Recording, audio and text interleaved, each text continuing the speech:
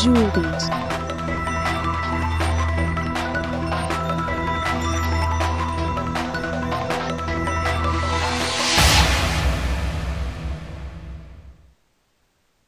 Hi, నా పేరు శివ. మనం ఈ వీడియోలో క్లాసెస్కున్న ఇంకొక అడ్వాంటేజ్ గురించి తెలుసుకుందాం. ఇంతవరకు క్లాస్ని మనం రిలేటెడ్ డేటాని గ్రూప్ చేయడానికి మాత్రమే ఉపయోగించుకున్నాం. ఫర్ ఎగ్జాంపుల్, స్టూడెంట్కి సంబంధించిన డేటా లేదంటే ఇన్ఫర్మేషన్ని గ్రూప్ చేయడానికి స్టూడెంట్ క్లాస్ క్రియేట్ చేస్తున్నాం. అదే స్టూడెంట్ ఇన్ఫర్మేషన్ ఏంటి, నేమ్, మార్క్స్, సెక్షన్, దాన్ని గ్రూప్ చేయడానికి క్లాస్ స్టూడెంట్ క్రియేట్ చేసుకున్నాం. దాన్ని ఆ మెంబర్ వేరియబుల్స్ని ఇనిషియలైజ్ చేయడానికి కన్స్ట్రక్టర్స్ ఉపయోగించుకున్నాం.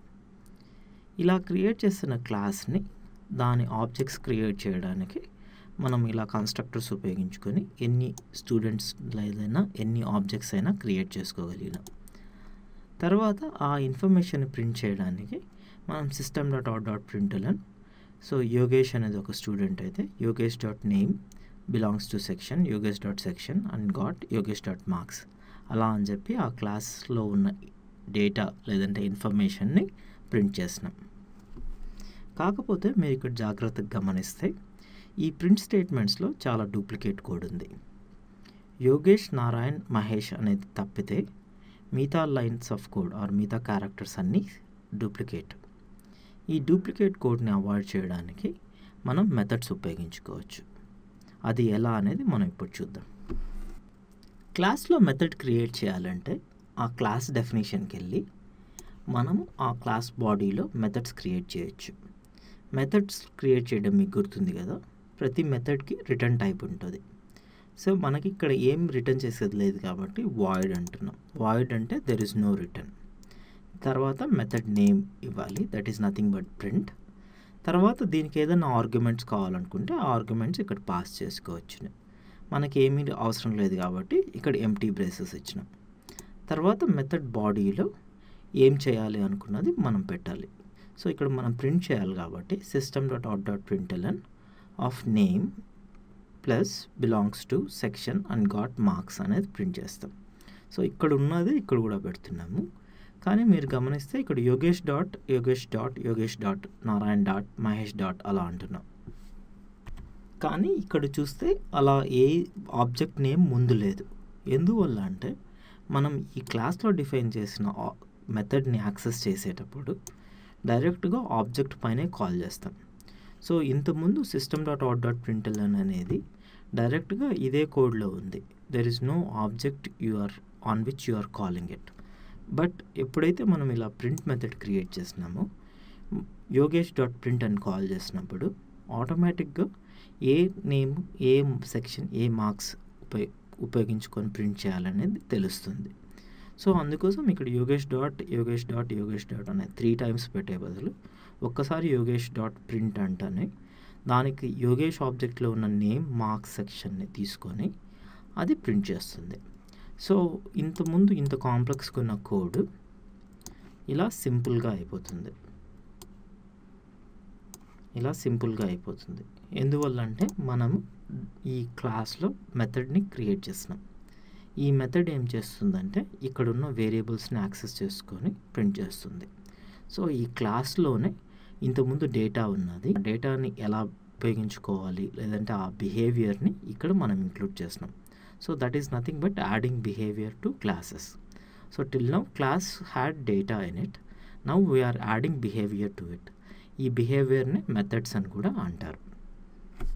సో మనం ఇలా చేయడం వల్ల కాంప్లెక్స్ కోడ్ని సింప్లిఫై చేసుకోవచ్చు, ఇలానే డూప్లికేట్ కోడ్ని రెడ్యూస్ చేసుకోవచ్చు. ఒక క్లాస్లో ఇలాగా మనం ఎన్ని మెథడ్స్ అయినా క్రియేట్ చేసుకోవచ్చు.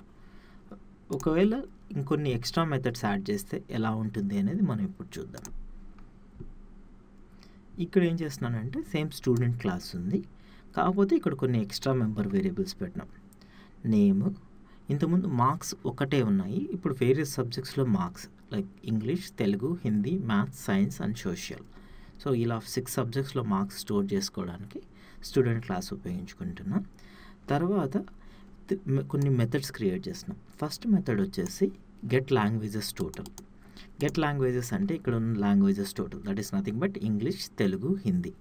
So you are saying int is the return type, get languages total is the method name, దానికి పారామీటర్స్ ఏం లేవు. Then you are simply in the method body you are simply saying return English plus Telugu plus Hindi. ఇలా చేయడం వల్ల ఈ 3 languages టోటల్ని return చేస్తుంది. Similarly non languages total create చేస్తున్నాం. This is nothing but maths plus science plus social. Then we have one more method called get all subjects total. All subjects total అంటే ఏంటి? Languages total plus non languages total రెండు కలిపి మనము all subjects total అంటున్నాం. ఇక్కడ మీరు జాగ్రత్తగా గమనిస్తే ఈ మెథడ్లో ఏమో డైరెక్ట్గా మెంబర్ వేరియబుల్స్ ఆర్ డేటాని యాక్సెస్ చేస్తున్నాం.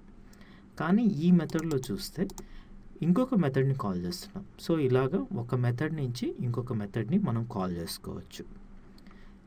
సో సిమిలర్గా గెట్ పీసీఎం పర్సంటేజ్ అనేది ఇంకొక మెథడ్ క్రియేట్ చేస్తున్నాం. తర్వాత print marks summary, print marks details అనే కొన్ని మెథడ్స్ క్రియేట్ చేసినాం. ప్రింట్ మార్క్స్ డీటెయిల్స్లో ఏమో డైరెక్ట్గా ఆ మెంబర్ వేరియబుల్స్ని యాక్సెస్ చేసి ప్రింట్ చేసినాం. ప్రింట్ మార్క్ సమ్మరీలో ఆ లాంగ్వేజెస్ టోటల్ అనే మెథడ్ లేదంటే non languages total, PCM percentage, all subjects total అనే మెథడ్స్ని కాల్ చేసుకొని మనం మార్క్స్ సమ్మరీ ప్రింట్ చేసినాం. సో ఈ శ్రీని అనే క్లాస్ ఒక స్టూడెంట్ క్రియేట్ చేసి దానికి వేరియస్ మార్క్స్ ఇనిషియలైజ్ చేసి దాన్ని ప్రింట్ చేస్తే మనకి ఇలాగా అవుట్పుట్ వస్తుంది. డీటెయిల్డ్ మార్క్స్ అన్నాం కదా, ఇది మనం ఇంతకుముందు పైన ఇక్కడ పెట్టింది డీటెయిల్డ్ మార్క్స్ అనేది. తర్వాత Srini dot print marks details అంటున్నాం. ప్రింట్ మార్క్స్ డీటెయిల్స్ అంటే ఈ ప్రింట్ మార్క్స్ డీటెయిల్స్ అనే మెథడ్ కాల్ అవుతుంది. ఆ మెథడ్లో you are printing English, Telugu, Hindi, maths, science, social. So that is what will get printed here. తర్వాత again it goes back here. ఇక్కడ మళ్ళీ dashes and new line and again dashes, summary marks and new dashes. So ఇదంతా print కావడం ఇలా print అవుతుంది. Then you are saying languages, non-languages, PCM percentage. That is nothing but print mark summary, which is being called here. So ఈ print mark summary call అయినప్పుడు get languages total, get non-languages total, get PCM percentage and all subjects total ఇలా print అవుతుంది, as you can see here. So ఇలాగా మనం ఒక క్లాస్లో ఎన్ని methods అయినా క్రియేట్ చేసుకోవచ్చు. ఆ మెథడ్స్ని లో డేటా ఉపయోగించుకోవచ్చును, లేదంటే ఒక మెథడ్ నుంచి ఇంకొక మెథడ్ అయినా కాల్ చేసుకోవచ్చు. ఇదే మనము మెథడ్స్ లేకుండా చేయాలంటే చాలా కాంప్లికేట్ అయ్యేది. కానీ మనకి మెథడ్స్ ఉండడం వల్ల చాలా సింపుల్గా అయిపోతుంది. ఈ కోడ్ చూడడానికి కూడా ఈజీగా అర్థమవుతుంది. అదే మెథడ్స్ లేకుండా చేయాల్సి వస్తే కోడ్ కాంప్లెక్స్ అవుతుంది, ఏమైనా ప్రాబ్లమ్స్ వచ్చినా కనుక్కోవడం కష్టం అవుతుంది. ఈ ప్రోగ్రాంలో కొన్ని థింగ్స్ టు ట్రై ఉన్నాయి, అవి ట్రై చేసి చూద్దాం. దానికోసం ట్రైట్ ఎడిటర్ ఓపెన్ చేస్తున్నాను. యాజ్ యూ కెన్ సీ ఆ ప్రోగ్రామ్ ఇక్కడికి వచ్చింది. ఆ అవుట్పుట్ కూడా ఇంతకుముందు చూసిన అవుట్పుట్ ఇక్కడ ఉంది. మెయిన్ మెథడ్ కంటెంట్ అంతా ఈ కంపైల్ ట్యాబ్కి వచ్చింది. మనం క్రియేట్ చేసిన స్టూడెంట్ క్లాస్ ఈ అదర్ క్లాసెస్ ట్యాబ్కి వెళ్ళింది. ఇక్కడ చూస్తే మనకి ఫస్ట్ థింగ్ టు ట్రై వచ్చేసి గెట్ పర్సంటేజ్ అనే మెథడ్ ఇంప్లిమెంట్ చేయాలి. అదేం చేయాలంటే మొత్తం పర్సంటేజ్ క్యాలిక్యులేట్ చేయాలి. అన్ని సబ్జెక్ట్స్లో వచ్చిన టోటల్ ఉపయోగించుకొని టోటల్ మార్క్స్తో డివైడ్ చేసి పర్సంటేజ్ క్యాలిక్యులేట్ చేయాలి. అందుకోసం I will simply set double get percentage, no parameters. Then in the body I will simply say return 100 percentage calculate చేయాలి కాబట్టి 100తో మల్టిప్లై చేస్తున్నా. Then I will simply say get all subjects total divided by 6 subjects ఉన్నాయి కాబట్టి 600/600తో divide చేస్తున్నాం. So ఇలాగా మనం percentage అనే మెథడ్ని క్రియేట్ చేయొచ్చు. పీసీఎం పర్సంటేజ్ వచ్చేసి మ్యాథ్స్ అండ్ సైన్స్ మార్క్స్లో వచ్చిన పర్సంటేజ్ క్యాలిక్యులేట్ చేస్తుంది. అందుకోసం ఇక్కడ 200తో డివైడ్ చేస్తున్నాం because we have only 2 subjects. But when you are calculating percentage, you need to get all subjects total. There are 6 subjects, so you have to divide it by 600. So ilaga మనం get percentage అని ఇంకొక method create చేస్తున్నాం.